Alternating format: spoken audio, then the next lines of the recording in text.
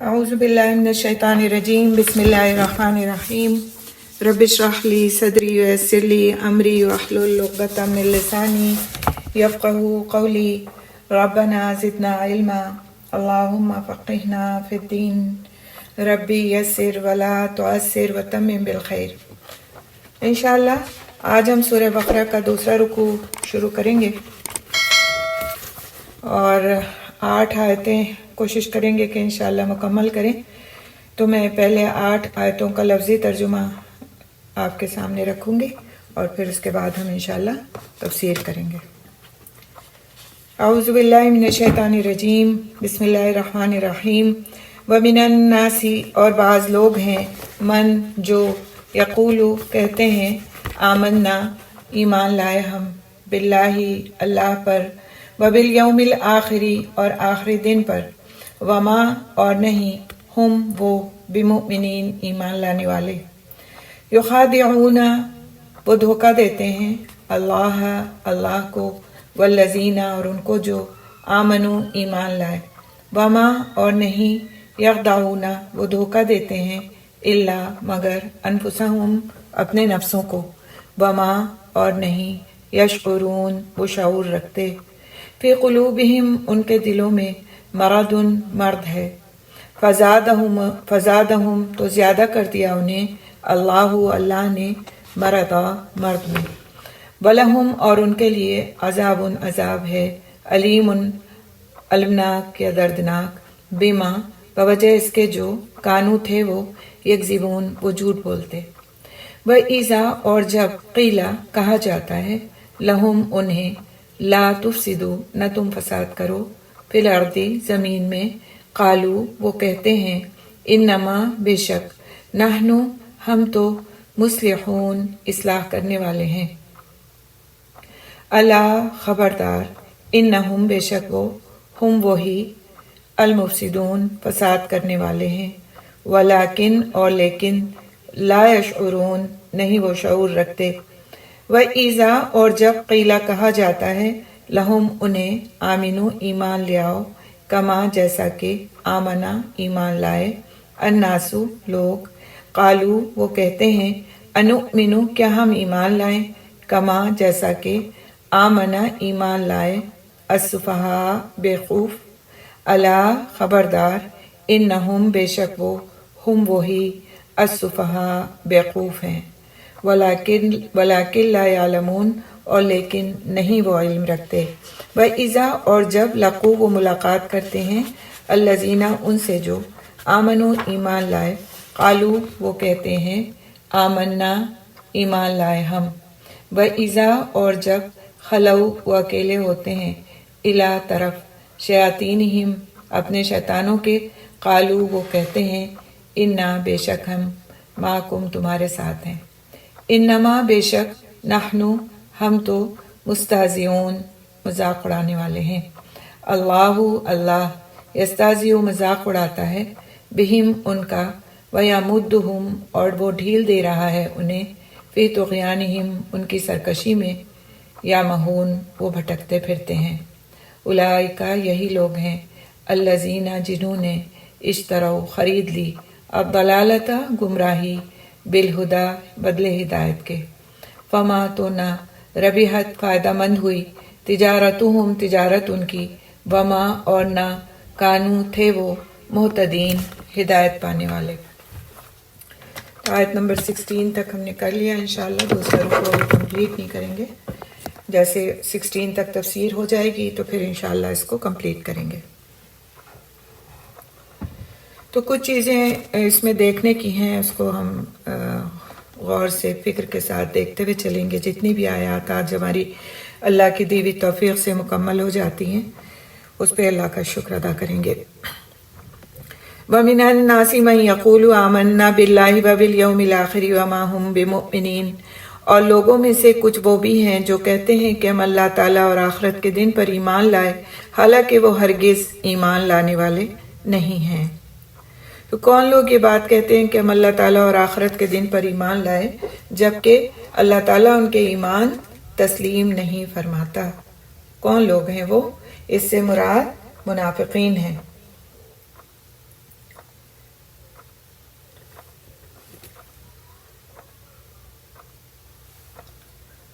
تو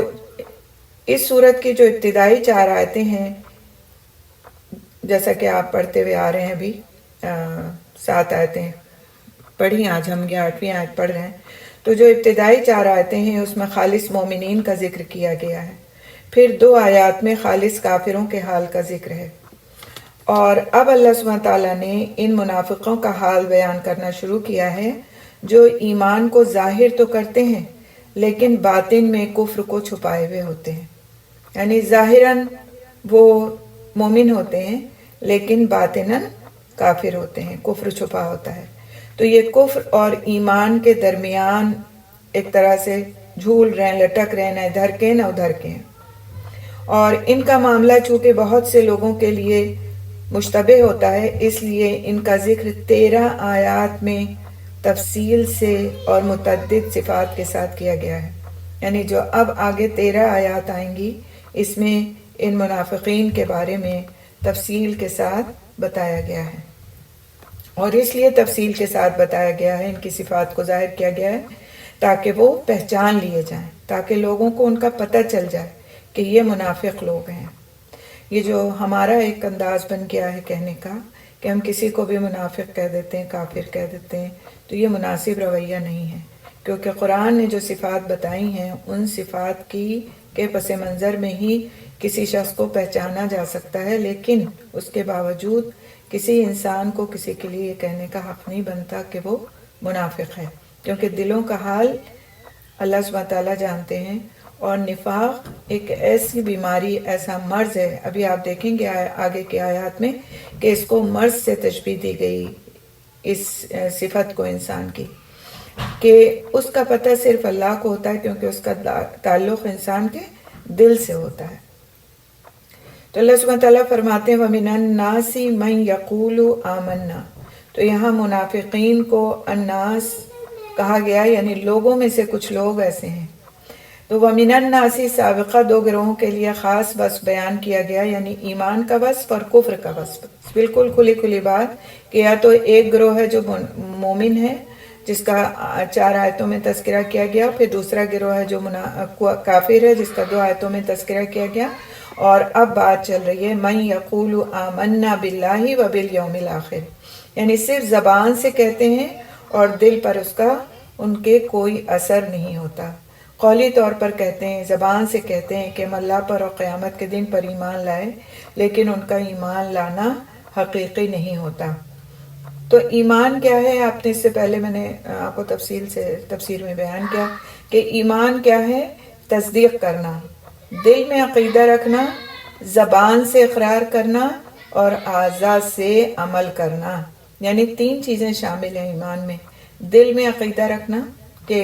جو ایک مومن کا عقیدہ ہوتا ہے کہ اللہ سبحانہ تعالیٰ وحدہ لا شریک ہے، رسول اکرم صلی اللہ علیہ وسلم آخری نبی ہیں، اور آخرت قائم ہوگی، مرنے کے بعد اٹھایا جائے گا، اور اسی طرح سے اور باقی جو غیب کی چیزیں اس پر ایمان رکھنا،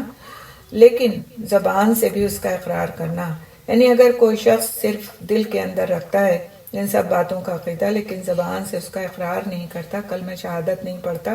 تو اس کا ایمان کہلانے کے لائق نہیں ہوگا۔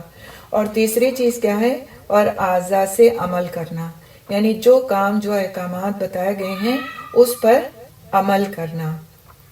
خالی دل کی تصدیق فائدہ نہیں دے سکتی، اگر انسان زبان سے بولے اور دل سے تصدیق نہ کرے تو بھی وہ منافق ہے، یعنی ان 3 میں سے اگر ایک چیز بھی کم ہے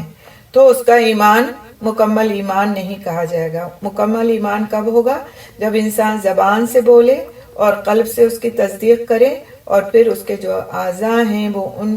احکامات کی پابندی کریں۔ تو جو انسان دل سے تصدیق کرے اور زبان سے بھی اظہار کر دے لیکن جوارے سے یعنی کہ اپنے اعضاء سے ان اعمال کو بجا نہ لائے، تو پھر وہ بھی منافقین کی کیٹیگری میں ہی آئے گا۔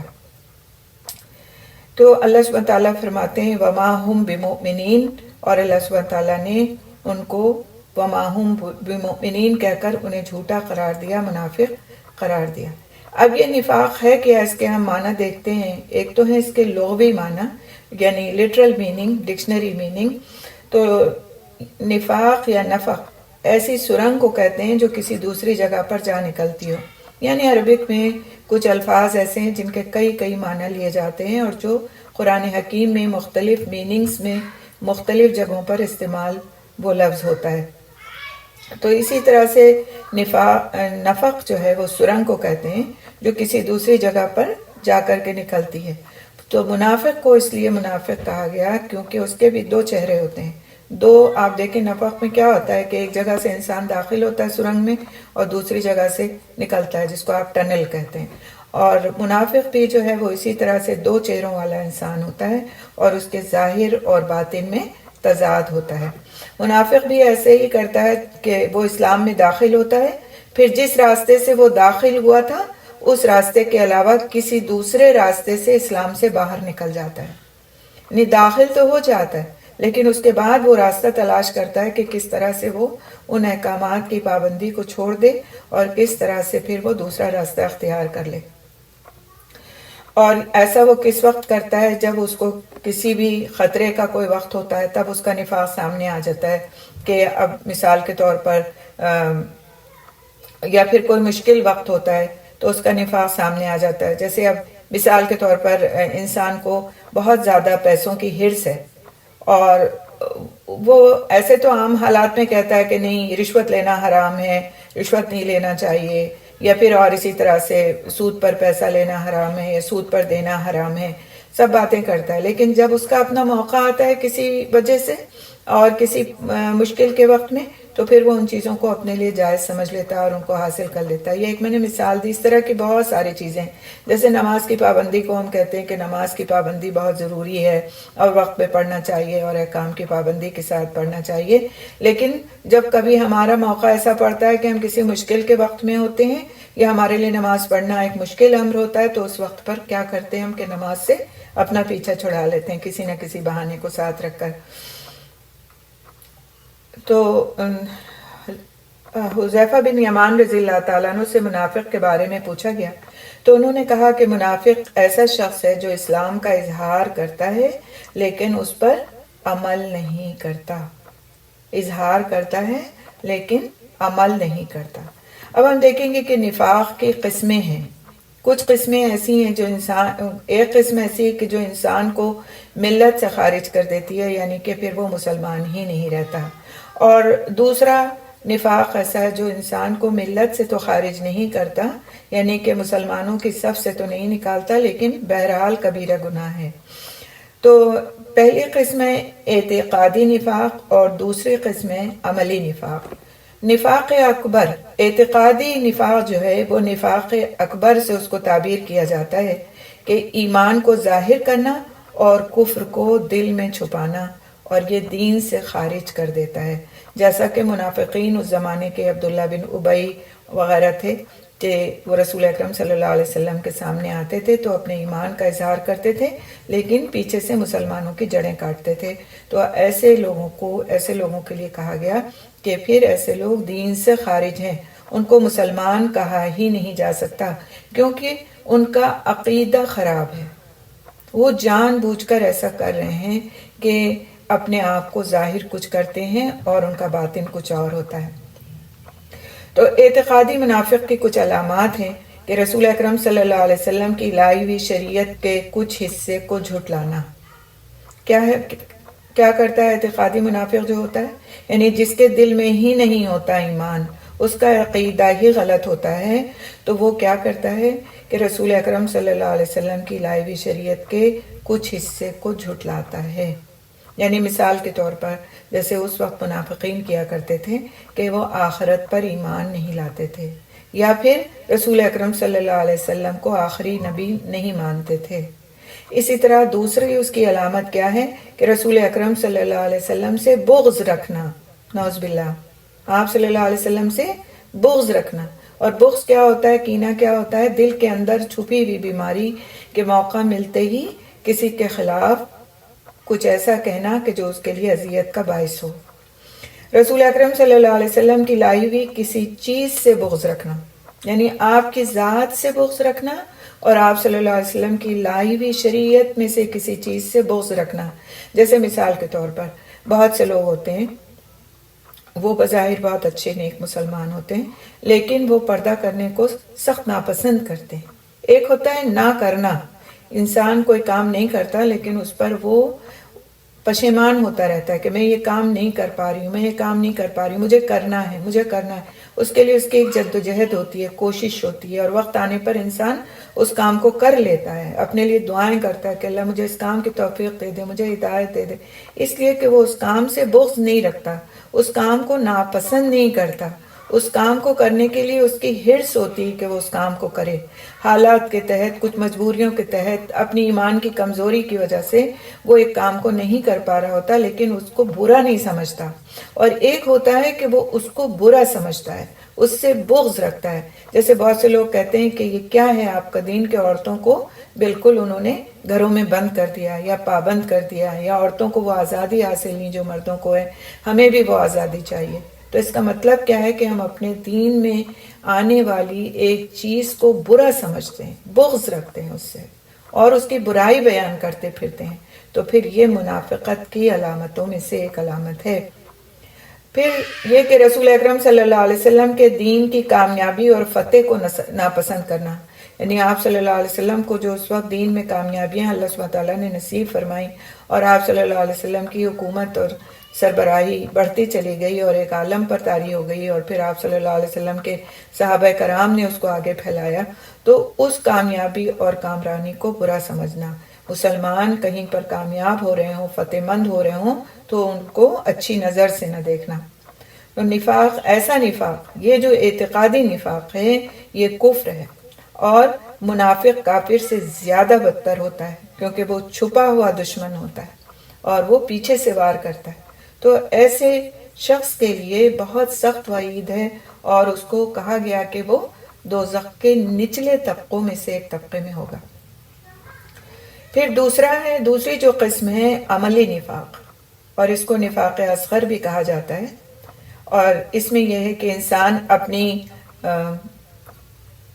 اپنی ظاہری حالت کو نیک ظاہر کرے، لیکن دل میں اس کے خلاف چھپائے، یعنی اس کے دل کی حالت ظاہری حالت سے مختلف ہو۔ تو یہ جو نفاق ہے یہ انسان کو ملت سے باہر تو نہیں نکالتا، لیکن یہ ایک بہت بڑا جرم اور عظیم گناہ ہے، گناہ کبیرہ میں سے ہے۔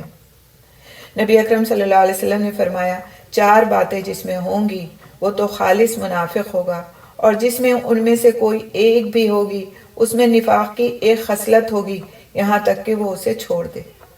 کون سی ہیں یہ 4 چیزیں؟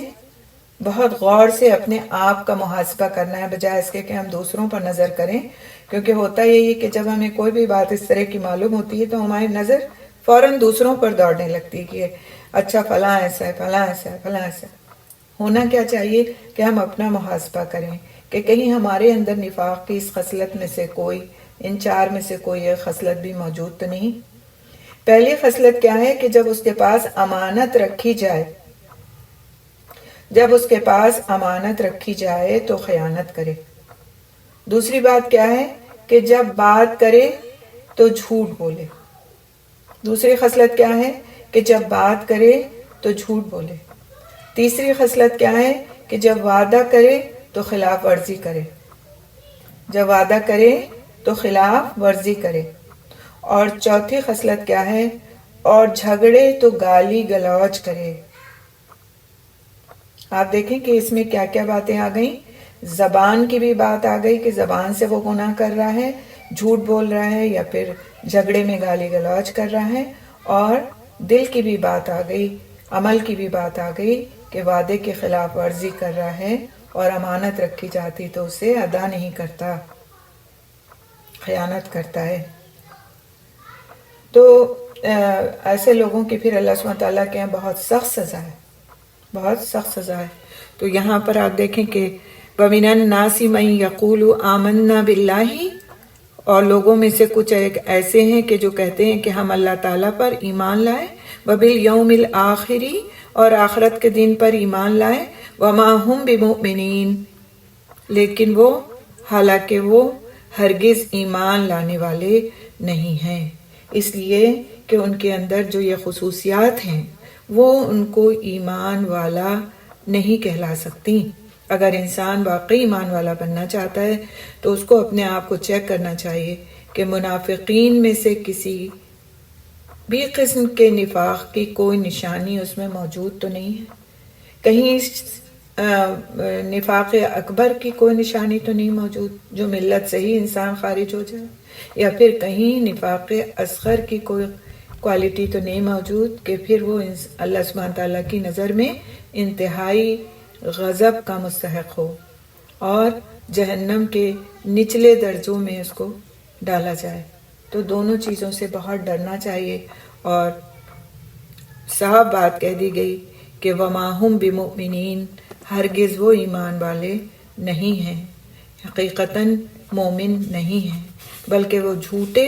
اور فاجر ہیں۔ تو منافقین کا جو یہ ایمان ہے محض زبانی دعویٰ جس کا حقیقت سے کوئی تعلق نہیں، اس کے بارے میں سورۃ منافقون کی آیت نمبر 1 میں اللہ سبحانہ تعالیٰ فرماتے ہیں المنافقون قالوا نشہد انک لرسول اللہ، آیت کے شروع سے میں پڑھ دیتی ہوں، اذا جاءک المنافقون قالوا نشہد انک لرسول اللہ واللہ یعلم انک لرسولہ واللہ یشہد ان المنافقین لکاذبون۔ جب منافق آپ کے پاس آتے ہیں تو کہتے ہیں کہ ہم گواہی دیتے ہیں کہ بلا شبہ آپ یقیناً اللہ کے رسول ہیں، اور اللہ جانتا ہے کہ بلا شبہ یقیناً آپ اس کے رسول ہیں، اور اللہ گواہی دیتا ہے کہ بلا شبہ منافق یقیناً جھوٹے ہیں۔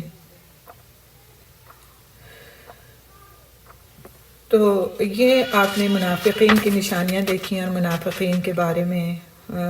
تھوڑی سی آپ کو معلومات ملی۔ تو یہاں پہ اس آیت کی تفسیر الحمدللہ مکمل ہوتی ہے۔ انشاءاللہ ہم آگے چلتے ہیں آیت نمبر 9 پہ۔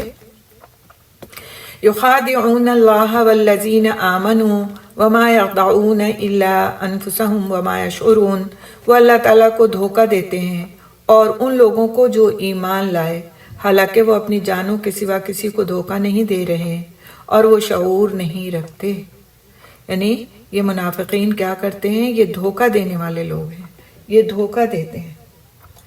تو منافقین کی غلط فہمی کیا تھی کہ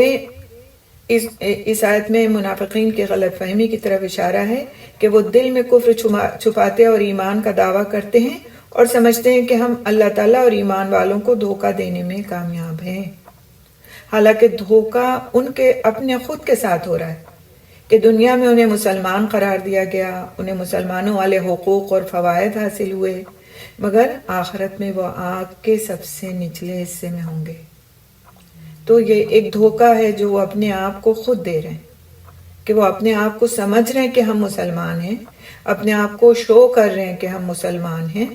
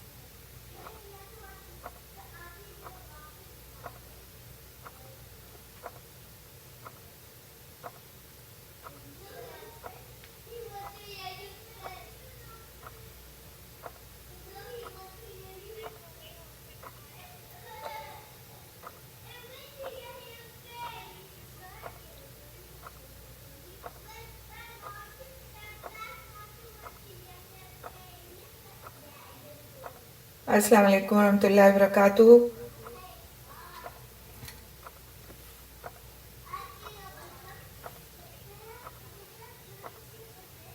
جی میرا ڈسکنیکٹ ہو گیا تھا تھوڑا سا،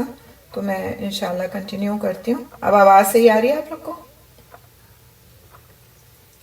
الحمدللہ الحمدللہ۔ تو اعوذ باللہ من الشیطان الرجیم، بسم اللہ الرحمن الرحیم۔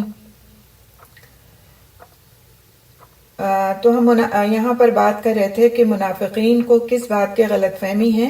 کہ وہ دنیا میں اپنے آپ کو مسلمان سمجھتے ہیں اور اظہار کرتے ہیں اس بات کا کہ وہ مسلمان ہیں، لیکن چونکہ وہ مسلمانوں کے خلاف کرتے ہیں، ان کے دلوں میں ایک طرح سے نفاق کی بیماری ہے اور وہ اپنے آپ کو دھوکہ دے رہے ہیں اس طرح، تو پھر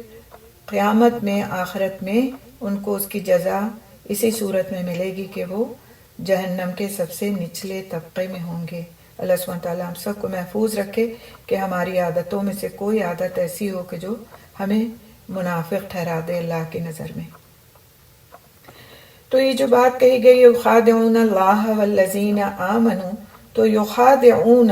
جو لفظ ہے یہ خدا سے یا خدعتن سے ہے، تو اس کی جو میننگ ہے وہ یہ کہ اس نے اسے دھوکہ دیا اور ایسے مکروہ کام کا ارادہ کیا جسے دوسرا شخص نہیں جانتا۔ یعنی کوئی انسان جب کسی کو دھوکہ دیتا ہے تو کیا ہوتا ہے کہ وہ خود جان رہا ہوتا ہے کہ وہ کیا کر رہا ہے، لیکن دوسرے انسان کو نہیں معلوم ہوتا کہ وہ اس کے خلاف کون سا مکروہ کام کرنے جا رہا ہے۔ جیسے مثال کے طور پر اگر آپ امانت رکھوائیں کسی کے پاس تو آپ کو یہ اطمینان ہوتا ہے کہ یہ شخص آپ کی امانت میں کوئی خیانت نہیں کرے گا، لیکن اس انسان کے دل میں چونکہ یہ بات چھپی ہوتی کہ وہ خیانت کرے گا، لہٰذا وہ آپ کے ساتھ ایسا کام کر جاتا ہے جو آپ کے لیے نقصان کا باعث ہوتا ہے۔ اسی طرح جب انسان جھوٹ بولتا ہے تو بھی اس کا ارادہ کیا ہوتا ہے کہ وہ اپنے مفاد کے لیے بول رہا ہوتا ہے جھوٹ اور دوسرے کو دھوکہ دے رہا ہوتا ہے۔ تو یہ دھوکہ ایک وقت آنے پر پھر انسان کے اپنے ہی لیے ایک طرح سے تکلیف کا باعث بنے گا۔ تو خدا سے مراد ہے، خدعتن سے مراد ہے، یا خدا کہہ لیں، یہ خدا نہیں میں کہہ رہی ہوں، آخر میں عین آئے گا اس میں، خدا۔ تو اس کا مطلب ہے چھپانا، مبہم رکھنا اور دوسروں کے سامنے کسی کام کو ایسے ظاہر کرنا جو اس کی حقیقت کے خلاف ہو۔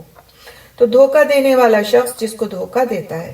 اس کے سامنے زبان سے جو کچھ ظاہر کرتا ہے اس کے خلاف اپنے دل میں چھپاتا ہے تاکہ اس شخص سے اپنا مقصد حاصل کر سکے۔ جھوٹ انسان کیوں بولتا ہے؟ تاکہ وہ اپنا مقصد حاصل کر سکے، غلط بیانی کر کے دوسرے سے اپنی بات کو منوا سکے یا اپنی شخصیت کو منوا سکے، اس لیے وہ جھوٹ بولتا ہے۔ اور اسی طرح سے وعدہ خلافی میں بھی اس کا اپنا مفاد پوشیدہ ہوتا ہے۔ وہ وعدہ کرتا ہے کسی سے، لیکن اس وقت اس وعدے کو پورا کرنا مشکل ہوتا ہے اس کے لیے، اس کے اپنے مفاد پہ، اپنے فائدے پر ضرب پڑ رہی ہوتی ہے، تو وہ اس وعدے خلافی کو اپنے لیے جائز سمجھتا ہے، تو یہ بھی دوسرے کو دھوکہ دینا ہے۔ تو یخادعون اللہ، سب سے پہلے وہ کیا کرتے ہیں کہ یخادعون اللہ، وہ اللہ تعالیٰ کو دھوکہ دیتے ہیں۔ ظاہری طور پر ایمان کا اظہار کر کے سمجھتے ہیں کہ اپنی جان اور مال کو وہ بچا لیں گے، لیکن اللہ کو کوئی دھوکہ نہیں دے سکتا۔ وہ اپنے گمان میں سمجھتے ہیں کہ وہ اللہ کو دھوکہ دے رہے ہیں۔ حسن بصری رحمۃ اللہ علیہ فرماتے ہیں کہ ان کے رسول اللہ کو دھوکہ دینے کو اللہ تعالیٰ کو دھوکہ دینے کے مترادف فرمایا گیا، کیونکہ اللہ سبحانہ تعالیٰ نے آپ صلی اللہ علیہ وسلم کو ان کی طرف رسالت دے کر بھیجا۔ اب یہ لوگوں نے کیا کیا کہ یخادعون اللہ کو دھوکہ دیا یا اللہ کے رسول کو دھوکہ دیا، تو اس کو بھی اللہ سبحانہ تعالیٰ نے اسی زمرے میں لیا ہے کہ گویا وہ رسول کو دھوکہ جو دے رہے ہیں وہ اللہ سبحانہ تعالیٰ کو دھوکہ دے رہے ہیں۔ تو اللہ سبحانہ تعالیٰ کو تو کوئی دھوکہ نہیں دے سکتا، لیکن اس کے رسول کو دھوکہ دینا، اس کے ساتھ ایسا معاملہ کرنا جو اس کے نقصان کا باعث ہو اور ان کے اپنے فائدے کا ہو، وہ گویا ایسا ہی ہے، گویا وہ اللہ سبحانہ تعالیٰ کے ساتھ دھوکے کا معاملہ کر رہے ہیں۔ والذین آمنوا، اور کس کو وہ لوگ دھوکہ دیتے ہیں؟ ایسے لوگ جو ایمان والے ہیں، جو ایمان لا چکے ہیں، تو ان سے فائدہ اٹھانے کے لیے بھی وہ ان کے ساتھ دھوکے کا معاملہ کرتے ہیں۔ اور ایسے لوگوں کے ساتھ دھوکے کا معاملہ وہ کس طرح کرتے ہیں کہ بظاہر وہ بہت زیادہ آپ کے خیر خواہ بن جاتے ہیں، بظاہر بہت زیادہ اس طرح کا معاملہ کرتے ہیں گویا وہ بڑے ایمان والے ہیں، اور پھر پیچھے سے جڑیں کاٹتے ہیں۔ تو بلا شبہ قرآن حکیم میں اللہ سبحانہ تعالیٰ سورہ نساء کی آیت نمبر 142 میں فرماتے ہیں ان المنافقین یخادعون اللہ وهو خادعهم واذا قاموا الى الصلاة قاموا كسالى یراؤون الناس ولا یذکرون اللہ الا قلیلا۔ بلا شبہ منافق اللہ تعالیٰ کو دھوکہ دیتے ہیں حالانکہ وہ انہیں دھوکہ دینے والا ہے۔ یعنی جب وہ پہنچیں گے قیامت کے دن اس کے حضور تو ان کو اپنا دھوکہ سمجھ آ جائے گا۔ اور جب وہ نماز میں کھڑے ہوتے ہیں تو سست ہو کر کھڑے ہوتے ہیں، وہ لوگوں کو دکھاتے ہیں اور اللہ تعالیٰ کو یاد نہیں کرتے مگر بہت کم۔ تو منافقین نے اللہ تعالیٰ اور اہل ایمان کی مخالفت دل میں بٹھائی اور زبان سے بھی اظہار کیا کہ وہ بھی ایمان والے ہیں۔ ان دھوکہ دینے والوں کا دھوکہ انہی کی طرف پلٹ آیا۔ جو چال بازیاں دوسروں کی مخالفت میں کر رہے ہیں وہ اپنے آپ کو ہلاکت میں ڈالنے کے لیے کر رہے ہیں، ورنہ نہ وہ اللہ تعالیٰ کو نقصان پہنچا سکتے ہیں نہ اہل ایمان کو۔ ہاں، اہل ایمان کے اظہار سے وہ اپنی جان اور مال بچا لیتے ہیں، لیکن ان کا مکر و فریب ان کے دلوں میں رہ گیا۔ اللہ تعالیٰ ان سے ناراض ہے اور انہیں اس کی ناراضگی کا احساس بھی نہیں ہے، کیونکہ وہ تو اپنے آپ کو ظاہراً مومن ہی کہتے ہیں اور وہی سمجھ بھی رہے ہیں۔ تو آخرت میں ان کے کفر و فجور کی وجہ سے انہیں سخت عذاب ہوگا۔ پھر آخر میں اللہ سبحانہ تعالیٰ فرماتے ہیں اس آیت میں وَمَا يَشْعُرُونَ، اور وہ سمجھتے نہیں ہیں۔ اس سے مراد یہ ہے کہ وہ نہیں جانتے کہ ان کے دھوکے کا انجام انہی پر عائد ہونے والا ہے، اللہ تعالیٰ کا عذاب اور اس کا قہر۔ تو آج کے دور میں منافق اللہ تعالیٰ اور ایمان والوں کے ساتھ کیسے دھوکے بازی کرتا ہے، حالانکہ وہ خود اپنے آپ کو دھوکے میں ڈالتا ہے۔ اس کو ہم ذرا دیکھیں گے کہ منافق دین کے ساتھ ظاہری رشتہ قائم رکھتا ہے جبکہ اس کی حقیقی وفاداریاں دنیاوی مفادات کے ساتھ ہوتی ہیں۔ اس طرح وہ یہ محسوس کرتا ہے کہ دنیا بھی محفوظ ہے اور اس کے ساتھ ساتھ دینداری کی شہرت بھی ہے۔ مثلاً ایک انسان اپنا وقت، اپنی ساری صلاحیتیں، اپنا مال دنیا کے خاطر لگا رہا ہو اور کبھی کبھار کسی غریب کی خدمت کر کے یا کوئی دینی محفل منعقد کر کے یا کسی دینی محفل میں شرکت کر کے لوگوں کی نظروں میں مقام حاصل کر لے کہ یہ بڑے دیندار ہیں، انہیں دین سے بڑی محبت ہے۔ یوں دنیا تو محفوظ رہتی ہے لیکن دینداری میں بھی ان کی شہرت ہو جاتی ہے، جبکہ در حقیقت ایمان ان کے دل کے اندر نہیں ہوتا۔ جیسے آپ دیکھیں آج کے دور میں ایک بہت عام سی مثال دوں گی کہ رمضان کے زمانے میں بڑے بڑے جو پولیٹیشینز ہیں وہ اپنے یہاں افطار پارٹی رکھ لیتے ہیں۔ سارے سال وہ ایک نماز بھی نہیں پڑھتے، لیکن رمضان میں ایک افطار پارٹی ان کے یہاں ہو جاتی ہے اور لوگوں کو جو ہے پتہ لگ جاتا ہے کہ یہ جو ہے بہت زیادہ دیندار ہیں اور انہوں نے اتنے سارے لوگوں کو روزہ کھلوایا۔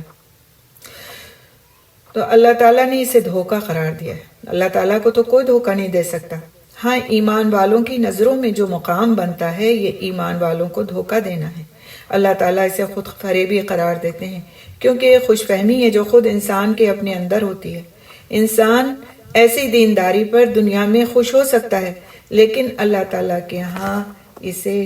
دھوکے بازی ہی کہا جائے گا۔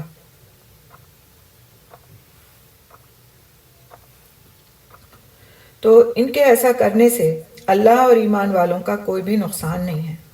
دھوکہ دینا نفاق کی علامت ہے اور دھوکہ دینے والا خود کو دھوکہ دیتا ہے اور دھوکہ دینے والا اللہ کو نہیں جانتا۔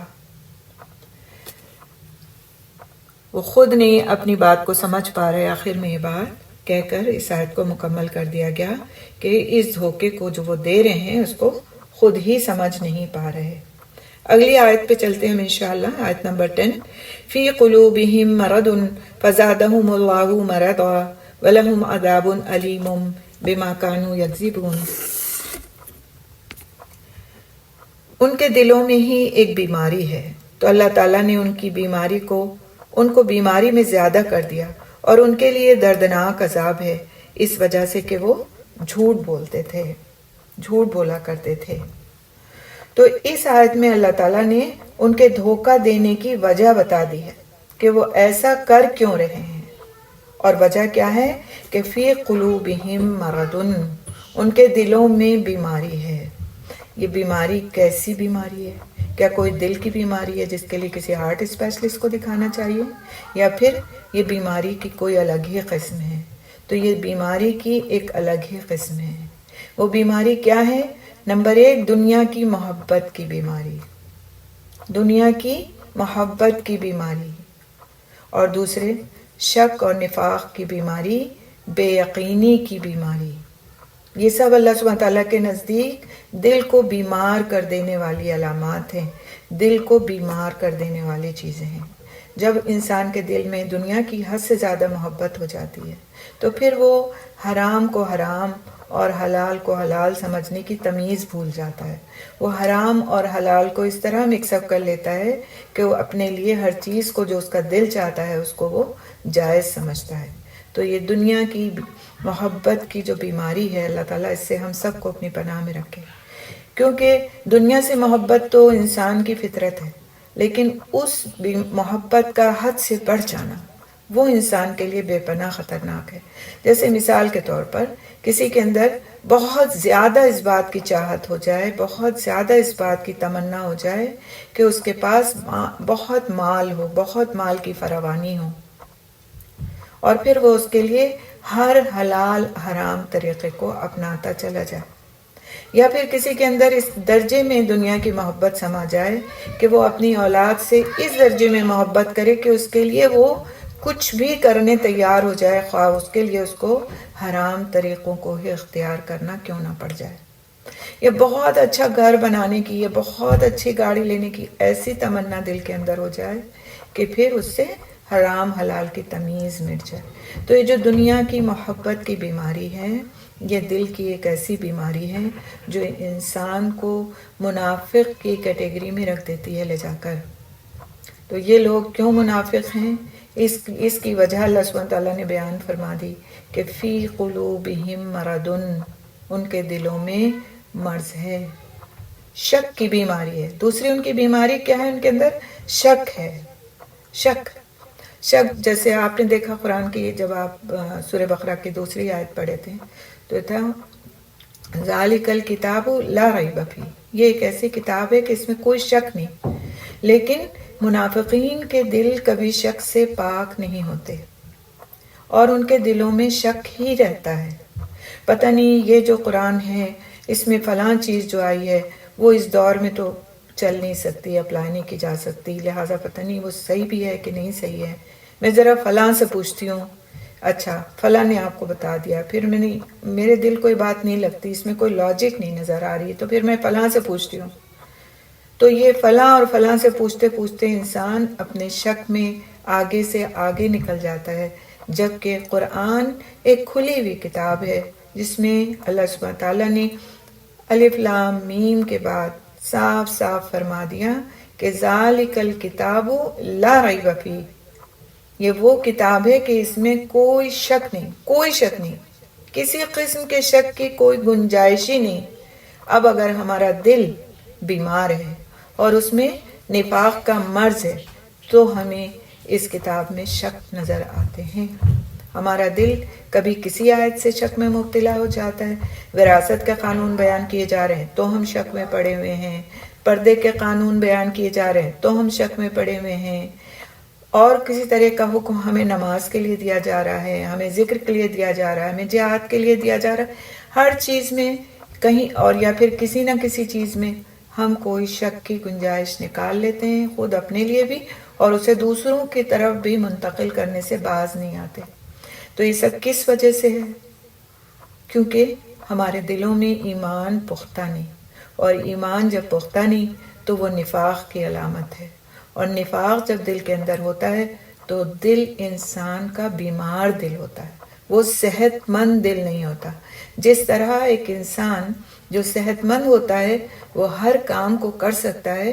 اور اس کے اندر اتنی قوت اور صلاحیت ہوتی ہے کہ وہ اپنے دنیاوی کاموں کو بھی کرتا ہے اور دینی کاموں کو بھی کرتا ہے اور خوش اور چاق و چوبند رہتا ہے، لیکن ایک بیمار انسان نہیں کر سکتا۔ اسی طرح اگر دل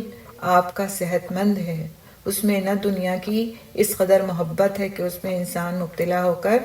حرام اور حلال کی تمیز کھو دے،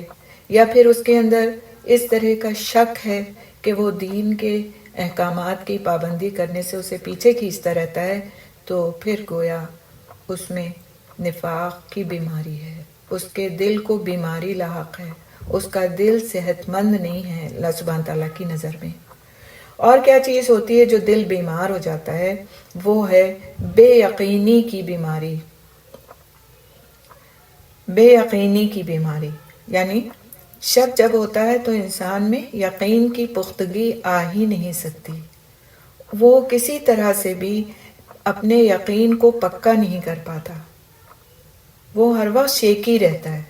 اور یہ شیکی پن جو ہے وہ اس کو نفاق کی طرف لے جاتا ہے۔ تو جس طرح بیماری سے بدن کمزور ہو جاتا ہے، اسی طرح دین کے بارے میں شک و شبہ کرنے سے ایمان کمزور ہو جاتا ہے، ایمان کمزور ہو جاتا ہے۔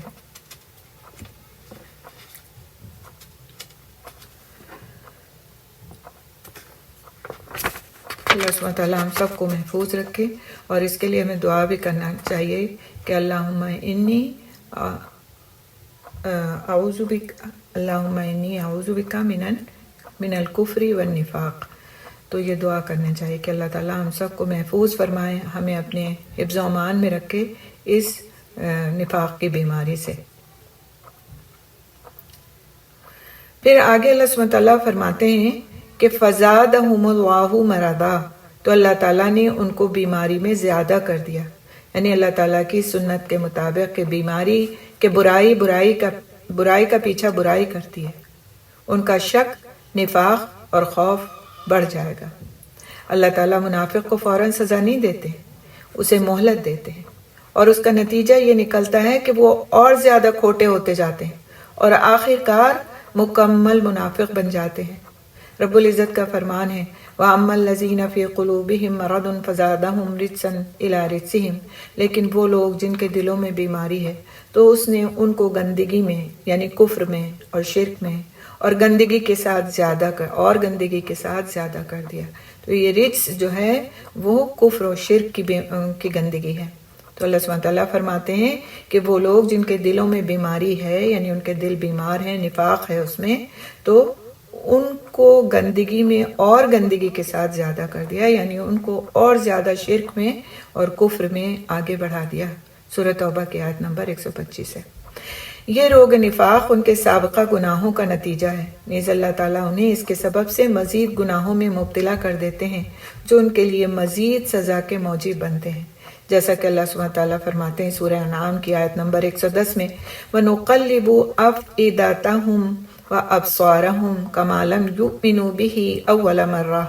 اور ہم ان کے دلوں کو اور ان کی نگاہوں کو پھیر دیں گے جیسے پہلی بار وہ اس پر ایمان نہیں لائے تھے۔ اسی طرح سورہ صف کی آیت نمبر 5 میں اللہ سبحانہ تعالیٰ فرماتے ہیں فَلَمَّا زَاغُوا أَزَاغَ اللَّهُ قُلُوبَهُمْ، پھر جب وہ ٹیڑھے ہو گئے تو اللہ تعالیٰ نے ان کے دلوں کو ٹیڑھا کر دیا۔ تو یہاں پر ٹیڑھے پن سے مراد نافرمانی کا ٹیڑھا پن ہے۔ وَلَهُمْ عَذَابٌ أَلِيمٌ، اور ان کے لیے دردناک عذاب ہے، منافقوں کے لیے دردناک عذاب ہے۔ اللہ سبحانہ تعالیٰ فرماتے ہیں سورہ نساء کی آیت نمبر 145 میں ان المنافقین فی الدرک الاسفل من النار ولن تجد لهم نصیرا، یقیناً منافق دوزخ کے سب سے نچلے درجے میں ہوں گے اور آپ ان کا ہرگز کوئی مددگار نہ پائیں گے۔ بما کانوا یکذبون، کس وجہ سے ہوں گے؟ بما کانوا یکذبون، اس وجہ سے کہ وہ جھوٹ بولتے تھے۔ سیدنا ابن عباس رضی اللہ تعالیٰ عنہ نے اللہ تعالیٰ کے اس قول کے بارے میں فرمایا کہ وہ تحریف اور تبدیلی کرتے ہیں، یعنی قرآن کی جو ٹیکسٹ ہے اور جو اس کا ترجمہ ہے، اس کی تفسیر ہے، اس میں تحریف اور تبدیلی کرتے ہیں۔ تو اپنے دنیا کے معاملات میں ہوشیار ہونا اور آخرت کے معاملات میں توقعات کو کافی سمجھنا، یہ اللہ تعالیٰ کے سامنے جھوٹ بولنا ہے، اور جھوٹی زندگی اللہ تعالیٰ کے عذاب کا مستحق بنا دیتی ہے۔ یعنی اگر کوئی شخص ایسا ہے کہ اپنے دنیاوی مفادات کے لیے سوچتے سمجھتے ہوئے، جانتے بوجھتے ہوئے جھوٹ بولتا ہے اور جھوٹ کا سہارا لیتا ہے، تو پھر اس کو اس بات سے ڈرنا چاہیے کہ آخرت کے لیے وہ کتنا خطرناک کام کر رہا ہے اور اللہ سبحانہ تعالیٰ کی نظر میں کس درجے میں غضب کا مستحق ہو رہا ہے۔ تو جو دل کو 2 قسم کے امراض لاحق ہوتے ہیں، کتنے قسم کے؟ 2 قسم کے امراض لاحق ہوتے ہیں، ایک تو ہے مرض الشبہ اور دوسرے ہے مرض الشہوہ، یعنی شکوک و شبہات اور شہوت۔ تو یقین جب نہیں ہوتا تو انسان قرآن و سنت کے احکامات پر ایمان نہیں لاتا اور دنیا کی طرف اس کا جھکاؤ بڑھتا جاتا ہے اور آخرت سے غفلت بڑھتی جاتی ہے، جس کے نتیجے میں اس کا دل روز بروز زیادہ مریض ہوتا چلا جاتا ہے۔ اللہ تعالیٰ انہیں ان کے نفسوں کے حوالے کر دیتے ہیں اور دنیا کی پریشانیوں کو ان پر جمع کر دیتے ہیں، اور وہ دنیا کی پریشانیوں سے فارغ ہی نہیں ہوتے کہ وہ دین کا اہتمام کر سکیں۔ اللہ کی سنت یہ ہے کہ جو بیماری کا علاج نہیں کرتا اس کی بیماری بڑھ جاتی ہے، کیونکہ ایک مرض سے دوسرا مرض پیدا ہوتا ہے۔ تو آپ دیکھیں کہ دنیا میں بھی اگر انسان کو ایک بیماری لاحق ہو جائے، مثال کے طور پر آپ کو کھانسی آ رہی ہے، لیکن آپ نے کھانسی کا علاج پراپر ڈاکٹر سے نہیں کیا، پراپر دوا نہیں لی، تو وہ کھانسی بڑھتی جاتی ہے، حتیٰ یہ کہ ایک وقت آتا ہے کہ اس کھانسی کا علاج ممکن نہیں رہتا اور وہ مزید اور مزید بری بیماریوں کی طرف انسان کو لے جاتی ہے، اور اس کو پھر سینے کی مختلف بیماریوں سے سابقہ پڑنا شروع ہو جاتا ہے۔ تو یہ دنیا کی ایک مثال ہے، یا اگر کسی کو بخار ہے اور وہ اس بخار میں اور جا کر کے تو ٹھنڈے پانی سے نہا لیتا ہے اور جا کر کے ایسی الٹی سیدھی چیزیں کھا لیتا ہے جو اس کے بخار میں اضافے کا باعث بن جائے، تو پھر غلطی کس کی ہے؟ ڈاکٹر کی غلطی ہے یا انسان کی اپنی خود کی غلطی ہے؟ انسان کی اپنی خود کی غلطی ہے۔ تو دنیا میں اگر ہم اس مثال کو سامنے رکھیں تو یہ منافقت کی مثال ہماری سمجھ میں بہت اچھی طرح آ جاتی ہے کہ اگر ہم اپنے مرض کا پراپر علاج نہیں کرتے تو اس مرض کے بگڑنے اور خطرناک ہو جانے اور آگے جا کر کے ہمارے لیے بہت زیادہ تباہی کا باعث بن جانے کا خطرہ لاحق ہوتا ہے۔ اسی طرح انسان اگر اپنے نفاق کا علاج نہیں کرتا، اپنی درستگی کی فکر نہیں کرتا اور اس میں آگے اور آگے بڑھتا چلا جاتا ہے، تو پھر وہ اللہ سبحانہ تعالیٰ کے دردناک عذاب کا مستحق ٹھہر جاتا ہے۔ اس لیے اس بات کی بہت فکر کرنا چاہیے کہ ہم اپنے اعمال پر خود نظر کریں، خود احتسابی کی عادت ڈالیں کہ ہم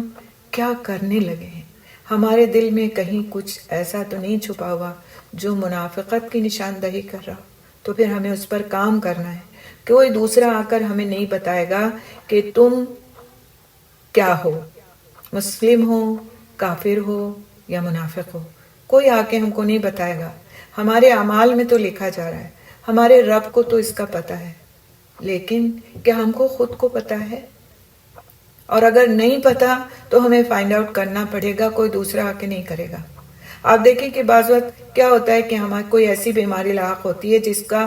جو دکھائی نہیں دیتی، جیسے مثال کے طور پر سر میں درد ہو رہا ہے، تو کسی دوسرے کو نہیں معلوم کہ آپ کے سر میں درد ہو رہا ہے، اس کو آپ خود ہی فائنڈ آؤٹ کرتے ہیں، پھر آپ خود ہی اس کے لیے طریقہ علاج ڈھونڈتے ہیں، اور پھر خود ہی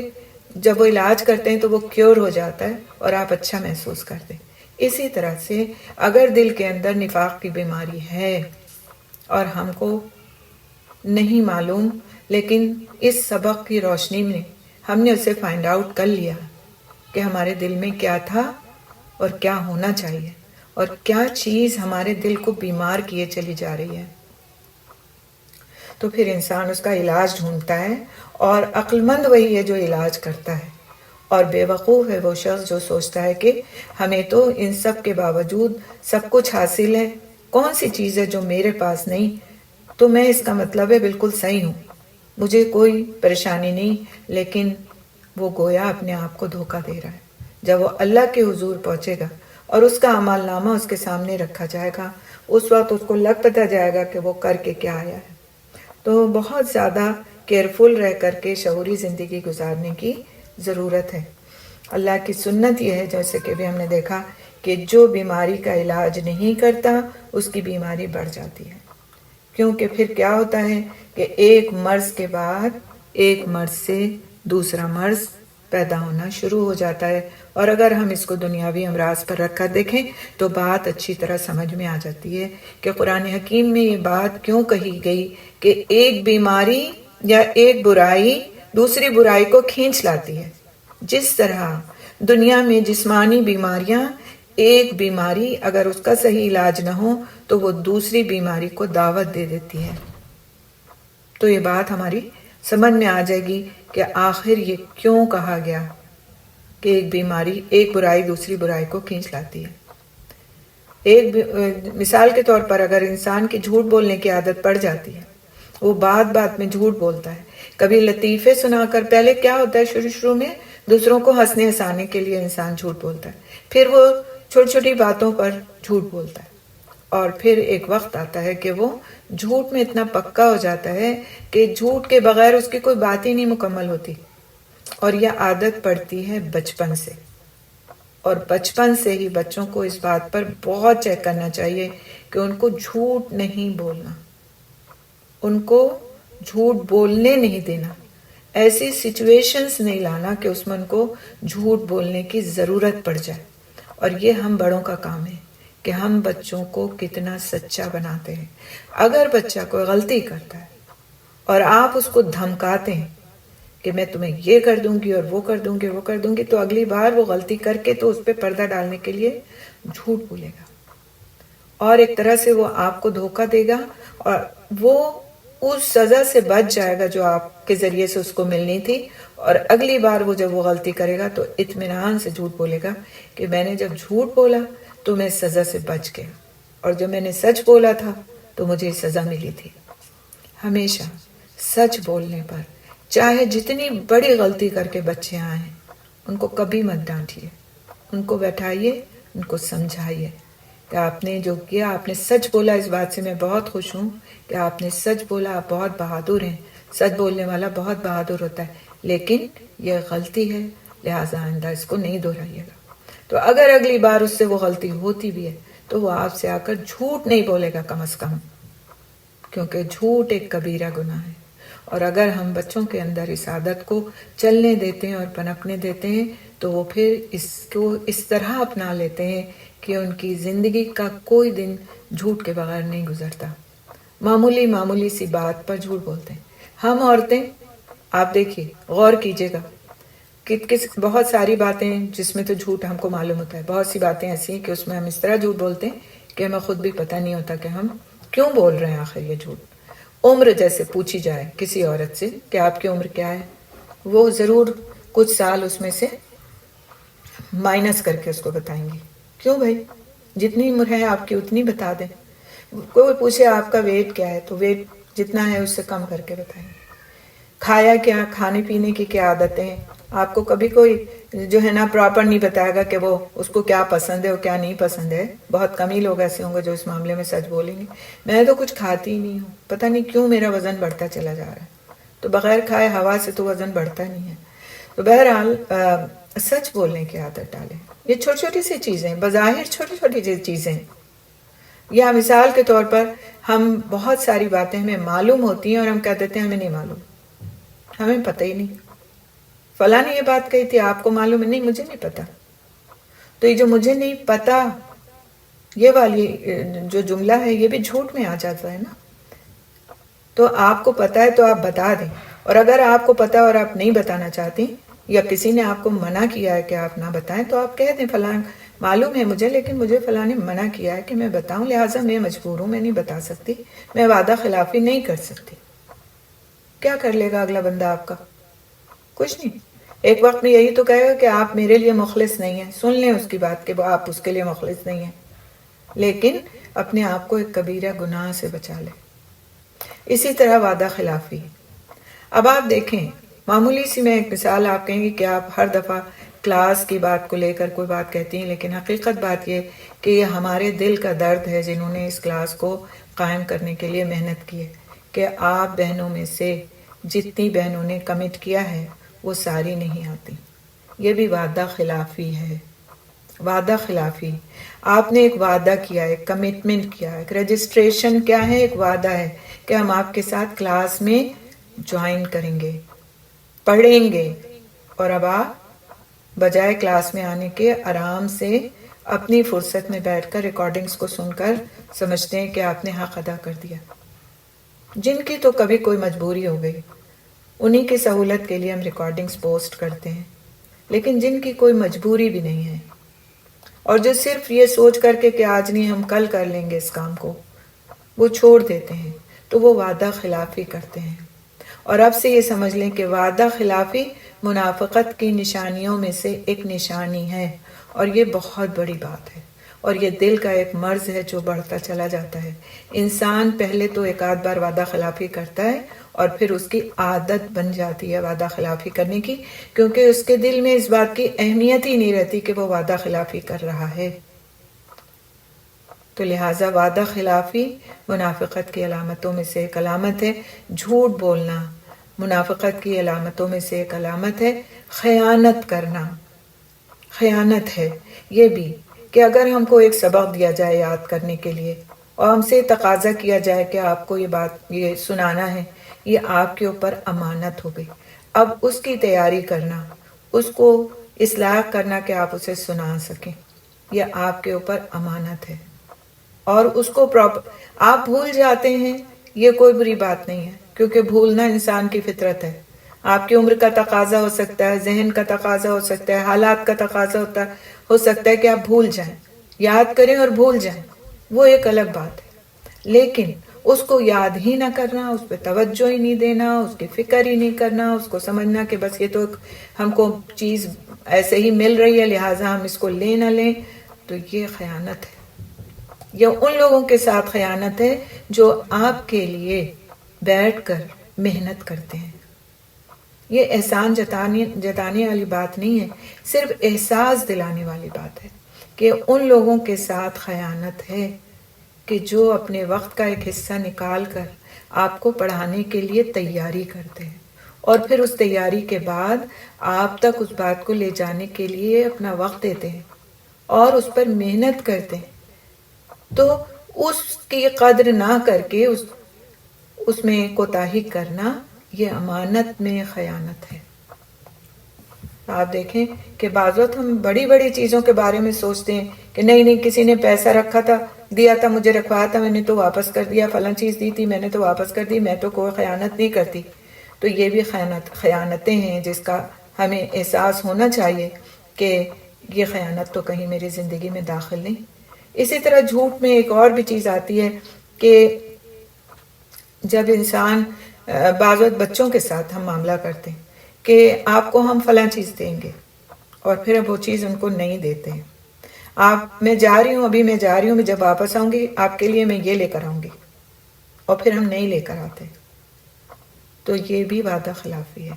وعدہ خلافی کسی بڑے سے کی جائے، کسی چھوٹے سے کی جائے، کسی بچے سے کی جائے، کسی بوڑھے سے کی جائے، کسی سے بھی کی جائے، وعدہ خلافی ہے، اور جھوٹ ہے، چھوٹے پیمانے پر ہو بڑے پیمانے پر ہو۔ جھوٹ کی اگر بدبو انسان کو پتہ چل جائے کہ وہ کتنی زیادہ ہوتی ہے، کہ ایک جھوٹ کی بدبو کی وجہ سے فرشتہ 40 میل اس سے دور چلا جاتا ہے، نیکی کا فرشتہ، رحمت کا فرشتہ۔ تو کہاں سے رحمت ملے گی، نیکی ملے گی، اگر ہماری زبان پر جھوٹ چڑھا ہوا ہوگا۔ آپ کتنے بجے صبح اٹھتی ہیں؟ میں تو فجر سے بھی پہلے کی اٹھی ہوتی ہوں اور مستقل سارا دن کام کرتی ہوں۔ جھوٹ ہو گیا۔ آپ فجر سے پہلے نہیں اٹھی تھی تو جھوٹ ہو گیا۔ آپ نے اگر سارا دن مستقل کام نہیں کیا تو وہ جھوٹ ہو گیا، مستقل کا لفظ۔ آپ میں کام میں لگی رہتی ہوں یا میں مصروف رہتی ہوں، یہ ایک الگ جملہ ہے۔ مستقل میں کام کرتی رہتی ہوں، آپ نے جھوٹ کہی بات، کیونکہ کوئی بھی انسان 24 گھنٹے مستقل کام نہیں کرتا۔ تو جملوں کو بہت سوچ سمجھ کر کے بولنا۔ فلان کے ساتھ میں نے ہمیشہ نیکی کی لیکن اس نے میرے ساتھ ہمیشہ برائی کی، یہ جھوٹ ہو گیا۔ کیوں؟ اس لیے کہ نہ آپ نے تو ہمیشہ نیکی کی ہے اس کے ساتھ، کبھی تو کوئی برائی کی ہوگی، چاہے آپ نے اس کے غیبت ہی کی ہو، چغلی کی ہو یا نہ بھی کی ہو، لیکن اس نے کبھی میرے ساتھ اچھائی نہیں کی، یہ جھوٹ ہو گیا۔ کیونکہ کوئی بھی شخص کسی کے ساتھ کبھی نہ کبھی تو کوئی اچھائی کرتا ہی ہے، اسپیشلی عورتوں کے لیے وہ اپنے شوہروں کے بارے میں بہت زیادہ محتاط رہیں، کیونکہ جب وہ یہ بات کہتی ہیں کہ میں نے اپنے شوہر سے تو کوئی نیکی دیکھی ہی نہیں، تو یہ بہت بڑا جھوٹ اور ناشکری ہے، بہت بڑا جھوٹ ہے یہ اور ناشکری ہے، کیونکہ کوئی نیکی نہیں دیکھی، کوئی بھلائی نہیں دیکھی، کوئی آرام نہیں دیکھا، کسی بھی وقت اچھا سلوک نہیں دیکھا، یہ ایک بہت بڑا جھوٹ ہے، اور ناشکری کی وہ بات ہے کہ جو اللہ تعالیٰ کو بہت غضبناک کرنے والی ہے۔ اسی طرح سے دیکھیں آپ، گالی گلوچ کرنا، بات چیت میں گالی گلوچ کرنا، ہم میں سے بعض لوگ ایسے ہوتے ہیں کہ ان کی زبان پر چڑھی ہوتے ہیں ایسے الفاظ جو گالیوں جیسے ہوتے ہیں، بد دعاؤں جیسے ہوتے ہیں، اور بات بات میں ان کے منہ سے نکل رہے ہوتے ہیں۔ اللہ تعالیٰ محفوظ رکھے ہمیں ایسی زبان سے۔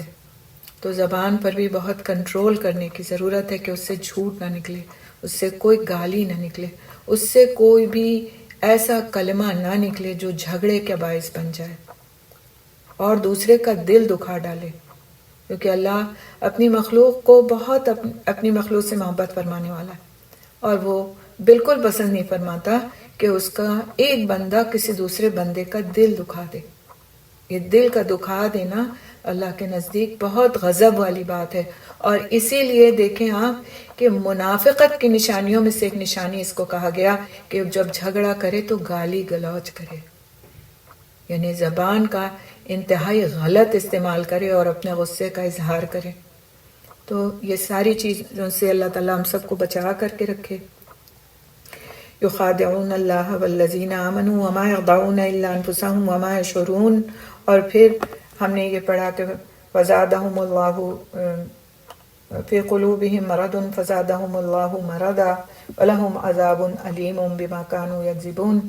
اور ان کے لیے عذاب علیم ہے ایسے لوگوں کے لیے کہ جو یہ سارے کام کرتے ہیں۔ اور عذاب علیم یعنی ایک تو عذاب ہوگا، عذاب ہی کتنی تکلیف دہ چیز ہوگا، اور ایک ہے اس کے ساتھ اگر اضافہ کر دیا جائے علیم کا کہ دردناک عذاب۔ تو یہ دردناک عذاب کیسا ہوگا کہ انسان اس کا کوئی تصور کر نہیں سکتا۔ اللہ محفوظ رکھے۔ اللہ سے اس بات کے لیے ہمیں بہت دعا کرنا چاہیے کہ اللہ تعالیٰ ہمیں نفاق کی اس بیماری سے اپنی پناہ میں رکھے، اور منافقت کی جتنی نشانیاں منافق کی بتائی گئی ہیں اللہ تعالیٰ ہمیں محفوظ رکھے، اور اگر خدا نخواستہ ہمارے اندر ان میں سے کوئی بھی چیز ہے تو ہمیں خود اپنا حساب کرنے کی توفیق دے، اور ہمیں اس بات کی بھی توفیق دے کہ ہم اسے اپنے آپ سے دور کر سکیں۔ ٹھیک ہے، الحمدللہ ثم الحمدللہ۔ آج ہماری آیت نمبر 10 تک ہو گئی ہے، انشاءاللہ 11 سے ہم نیکسٹ ویک سے شروع کریں گے۔ سبحان اللہ بحمدہ، سبحانک اللہم بحمدک، نشہد ان لا الہ الا انت، نستغفرک ونتوب الیک۔ السلام علیکم ورحمۃ اللہ وبرکاتہ۔ کسی کو آپ لوگوں میں سے کوئی آپ لوگوں کو کوئی سوال کرنا ہے، کچھ پوچھنا ہے تو آپ پوچھ سکتے ہیں۔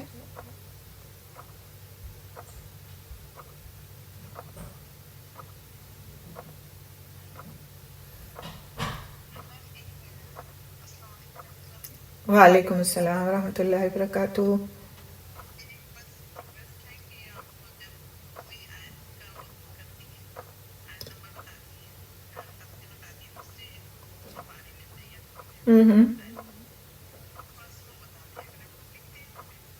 اچھا، ٹھیک ہے انشاءاللہ،